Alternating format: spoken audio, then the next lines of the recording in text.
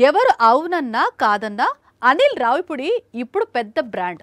ప్రతి సంక్రాంతికి టాలీవుడ్ కు హిట్ ఇస్తున్న డైరెక్టర్. అలాంటి దర్శకుడు ఇప్పుడు వచ్చే సంక్రాంతికి మాత్రమే కాదు, ఆ పైన సంక్రాంతికి రిలీజ్ అయ్యే సినిమాను కూడా లాక్ చేసినట్లు ప్రచారం సాగుతోంది.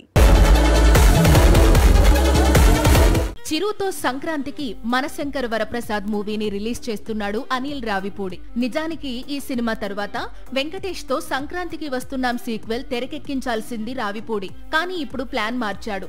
దిల్ రాజు బ్యానర్ లో రామ్ హీరోగా కొత్త చిత్రం తెరకెక్కించేందుకు సిద్ధమవుతున్నాడు. సాయి ధరమ్ తేజ్ తో సుప్రీం మూవీ తర్వాత యంగ్ హీరోస్ ను రావిపూడి డైరెక్ట్ చేయలేదు. చాలా కాలం తర్వాత రామ్ ను డైరెక్ట్ చేయబోతున్నాడు. ఆంధ్ర కింగ్ తాలూకా తర్వాత రామ్ నటించబోతున్న చిత్రం ఇదే. దిల్ రాజు బ్యానర్ లో ఇప్పటికే రామ్ రామ కృష్ణ కృష్ణ, హలో గురు, ప్రేమ కోసమే చిత్రాలు చేశాడు. అయితే బిగ్ హిట్ ను మాత్రం అందుకోలేకపోయాడు. రావిపూడితో మూవీతో లోటు తీరే అవకాశాలు కనిపిస్తున్నాయి. రామ్ తో మూవీ తర్వాతే మళ్లీ సంక్రాంతికి వస్తున్న మూవీకి లైన్ క్లియర్ అయ్యే అవకాశాలు ఉన్నాయి. యంగ్ హీరోస్ లో జాగ్రత్త మొదలైంది. గతంలో చూపించిన స్పీడ్ వల్ల వరుస ఫ్లాప్లు వచ్చాయి. అందుకే కొత్తదనం కోసం కాచుకొని కూర్చుంటున్నారు. తమను కొత్తగా చూపించే దర్శకులు కథలు వచ్చినప్పుడు డేట్స్ ఇస్తున్నారు. అలాంటి హీరోల లిస్ట్ లో విశ్వక్ సేన్ చేరిపోయాడు. Last year Gaami, gangs of Godavari, mechanic Rocky లాంటి చిత్రాలతో దూకుడు మీద కనిపించాడు విశ్వక్. కట్ చేస్తే ఇప్పుడు ఫంకీ అనే మూవీని మాత్రమే రిలీజ్ కు రెడీ చేస్తున్నాడు. ఇది కూడా తన ఇమేజ్ కు భిన్నంగా జాతిరత్నాలు డైరెక్టర్ అనుదీప్ తో చేస్తున్నాడు. ఈ మూవీ తర్వాత కూడా మరో సర్ప్రైజింగ్ ప్రాజెక్ట్ ను లాక్ చేశాడు విశ్వక్ సేన్. గతంలో శర్వానంద్ తో శ్రీకారం లాంటి మెసేజ్ ఓరియంటెడ్ మూవీ తీసిన కిషోర్ దర్శకత్వంలో కొత్త చిత్రంలో నటించేందుకు రెడీ అవుతున్నాడు. అయితే కిషోర్ కంటే ముందే మధ్యలో విశ్వక్ నటిస్తోన్న మరో మూవీ రిలీజ్ కానుంది. అది ఈ నగరానికి ఏమైంది సీక్వెల్. విశ్వక్ చేతిలో ఉన్న 3 చిత్రాలు కూడా వేటికవే భిన్నమైన బ్యాక్ డ్రాప్స్ లో తెరకెక్కే చిత్రాలే. వీటితో తన కంబ్యాక్ గ్యారెంటీ అని చాలా కాన్ఫిడెంట్ గా ఉన్నాడు మాస్కా దాస్. వచ్చే ఏడాది మార్చిలో రిలీజ్ అవుతున్న పెద్ది సినిమాకు మామూలుగా కలిసి రాలేదు. పెద్దితో పోటీకి దిగిన సినిమాలన్నీ పోస్ట్ పోన్. ఇక రామ్ చరణ్ చిత్రానికి అంతా line clear. Mega power star మూవీకి ఎదురు లేదు అని చాలా పోస్టులు కనిపించాయి. కట్ చేస్తే అంత లేదంటూ రాకీ భాయ్ షాక్ ఇచ్చాడు. పెద్దికి పోటీగా టాక్సిక్ దిగుతోంది అంటూ బాంబు పేల్చాడు. KGF 2 తరువాత యష్ నటిస్తోన్న న్యూ మూవీ టాక్సిక్ మార్చి 19న రిలీజ్ ఉంది. అయితే కొద్ది రోజులుగా ఈ సినిమా విడుదల తేదీపై రూమర్స్ మొదలయ్యాయి.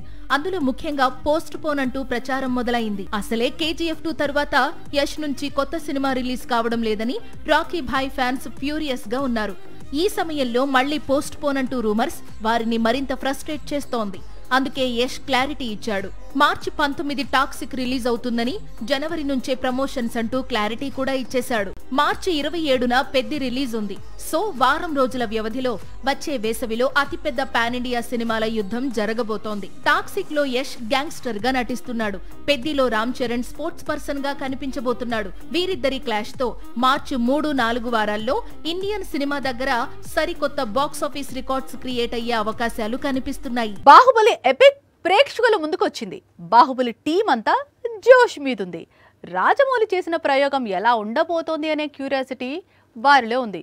కానీ ఒక్కరు మాత్రం ఇదంతా లైట్ తీసుకుంటున్నారు. ఎపిక్ రిలీజ్ హంగామాకు దూరంగా ఉంటున్నారు. Baahubali epic, Baahubali future project పై టాలీవుడ్ దాటి పాన్ ఇండియా వైడ్ గా డిస్కషన్ జరుగుతోంది.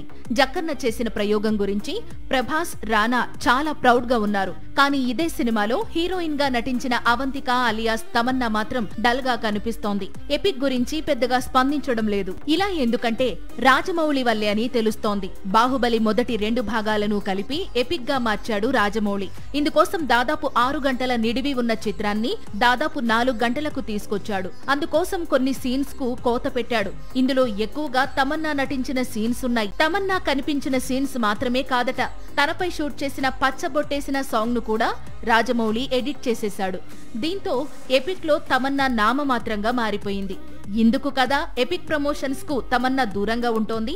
మరోవైపు మూవీలో అనుష్క కనిపించిన కన్నా నిదురించరా సాంగ్ కూడా ఎడిటింగ్ లో లేపేశాడు రాజమౌళి. పైగా మూవీలో ఇదే తనకు ఫేవరెట్ సాంగ్. కానీ తప్పదు, ఫైనల్ గా ఎపిక్ కు సరిపడా స్టోరీ ఇంపార్టెంట్ అంటున్నాడు జక్కన్న. అసలు రీమేక్స్ కు కాలం చెల్లింది అనేది సినీ పండితులు చెప్పుకొచ్చే మాట. కానీ దర్శక నిర్మాతలకు మాత్రం రీమేక్స్ పై ఇంట్రెస్ట్ పోవడం లేదు. ఏదైనా మ్యాజిక్ జరగకపోదా, రీమేక్ చూసేందుకు ఆడియన్స్ థియేటర్స్కు రాకపోరా అని ఆశగా ఇంకా రీమేక్స్ ప్లాన్ చేస్తున్నారు. అలా అరుంధతి రీమేక్ను కోలీవుడ్లోనూ బాలీవుడ్లోనూ భారీ ఎత్తున ప్లాన్ చేస్తున్నారు.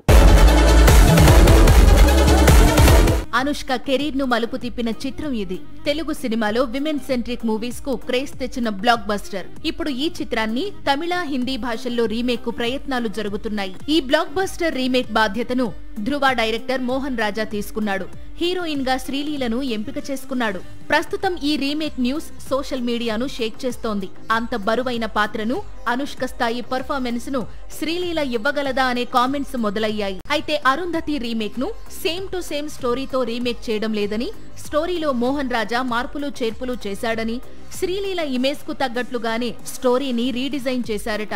గీతా ఆర్ట్స్ బ్యానర్ పై అల్లు అరవింద్ భారీ బడ్జెట్ తో ఈ రీమేక్ ను తెరకెక్కించబోతున్నాడట. త్వరలోనే ఇందుకు సంబంధించిన అఫీషియల్ అనౌన్స్మెంట్ రానుంది.